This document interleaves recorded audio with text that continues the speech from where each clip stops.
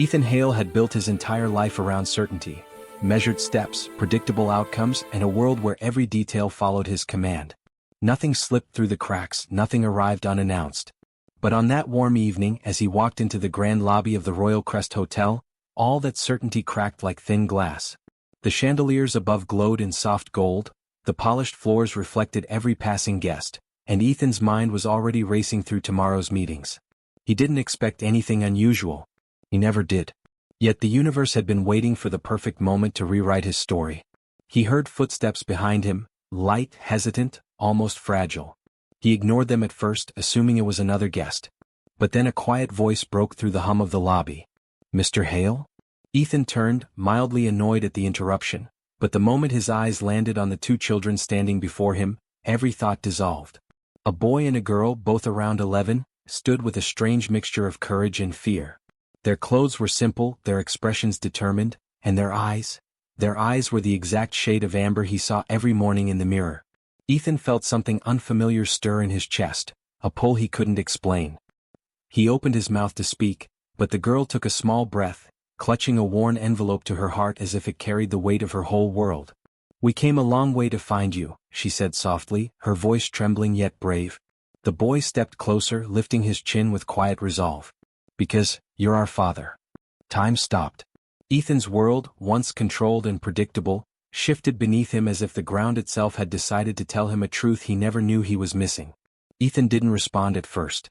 He simply stared at the children, unable to decide whether he was trapped in a dream or standing in the middle of a moment that would change everything he believed about himself.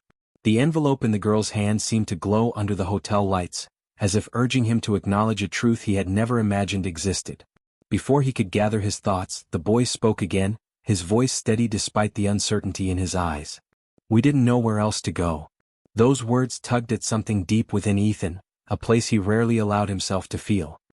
He cleared his throat, trying to regain composure, but curiosity pushed aside his shock. "How did you find me?" The girl hesitated, then carefully offered the envelope. Ethan's fingers trembled slightly as he accepted it. The handwriting on the front made his breath hitch.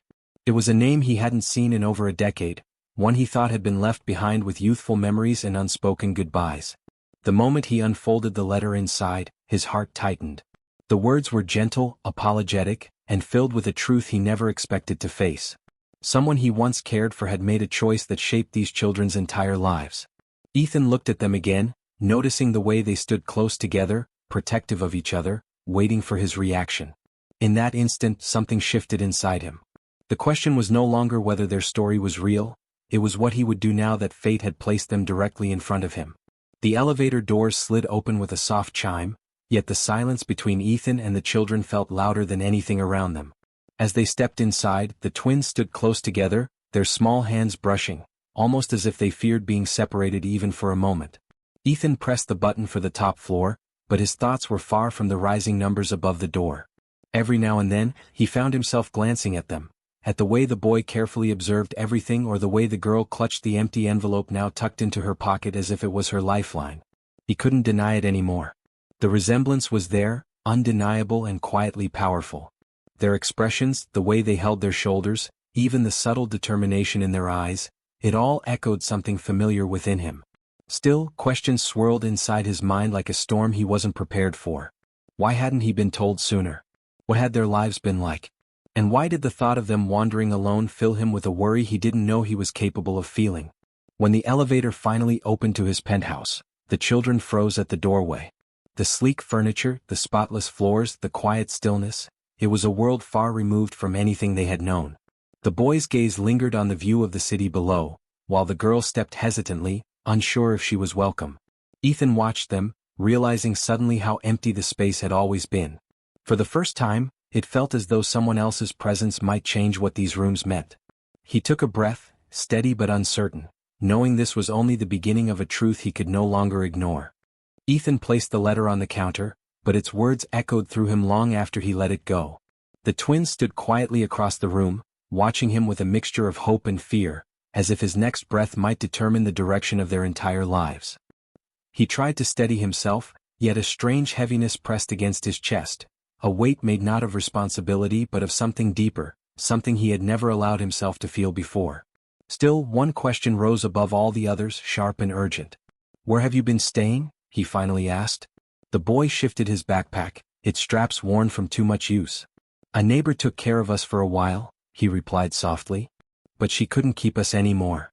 Ethan felt a quiet tug at his heart. He could see it now, the exhaustion in their posture, the way they stood close together as if the world had required them to grow up too quickly.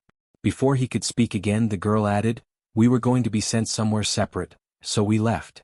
Her voice cracked slightly, but she forced a brave smile. Something inside Ethan tightened. The idea of them facing uncertainty alone, trying to hold on to each other with no one to guide them, stirred an ache he didn't expect.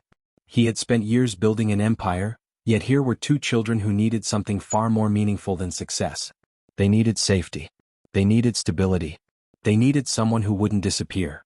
He exhaled slowly, the decision forming before he even realized it. "You're staying here tonight," he said firmly, though his tone carried a gentleness he rarely used. The twins exchanged a look, hope flickering so quickly it almost broke him. For the first time, Ethan wondered if fate had brought them here not to disrupt his life, but to show him something he had been missing all along. Ethan didn't expect the next morning to feel different, yet it did. He woke earlier than usual, long before the sunlight filled the penthouse, and for a moment he lay still, unsure why his mind refused to settle.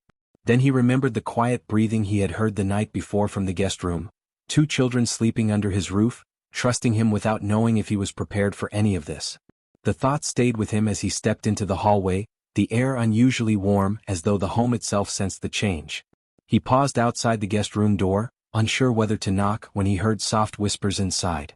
The boy's voice, calm but protective, said, "Do you think he meant it? That we can really stay?" There was a fragile pause, then the girl replied, "I hope so. I think he wants to try." Her hope pierced him in a way he hadn't expected. He quietly stepped back, giving them privacy, but their words stayed with him like a gentle echo he couldn't ignore. Determined to make the morning feel less overwhelming, Ethan prepared breakfast, something he rarely did. He wasn't skilled, but he tried, and somehow the effort itself softened something inside him. When the twins entered the kitchen, they stopped short, surprised by the warmth of the moment. The boy blinked in confusion, while the girl smiled cautiously, almost as if she was afraid the moment might fade if she embraced it too quickly. Ethan gestured toward the table. "I thought we could start fresh today," he said, and though his voice was steady, there was a hint of uncertainty that made him feel strangely human. As they sat down, he saw how their shoulders relaxed, how their guarded expressions eased just a little. It wasn't comfort yet, but it was the beginning of something quietly meaningful, something he never realized he had been longing for. And for the first time, Ethan wondered not whether he could handle this, but how he had lived so long without knowing they existed. Ethan spent the rest of the day watching the twins in ways they didn't notice, small moments that revealed pieces of who they were. The boy examined everything with thoughtful curiosity, as if trying to understand the world before stepping into it. The girl moved gently, almost cautiously, but with a spark of quiet courage that flickered each time she spoke. Every detail pulled Ethan deeper into a reality he never expected. He was getting to know his children for the very first time. And somewhere within him, a question began forming, one he wasn't sure he deserved to ask. Could he become the person they needed? That evening, as the sun set beyond the city skyline, he invited them to sit with him near the tall windows.